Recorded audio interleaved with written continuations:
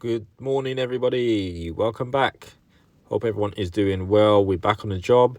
Today, we are working in the downstairs toilet again. As you can see, our self-leveling has set, so it's good to go for the tiling. We are gonna plan to tile this floor today and tile the walls, do some filling. You can see all the holes that we need to fill in. These walls have had an undercoat, and we'll just go around and fill any imperfections. And then once they're dry, we can sand them down, and then we will be painting those walls. So we're only tiling halfway up the walls. We're also going to replace this light for a spotlight as well. So see the areas that need to be tiled. And we're also going to be boxing these pipes in as well tomorrow. So we'll be leaving this area out while we tile. We'll box them tomorrow, and then we will tile over them later.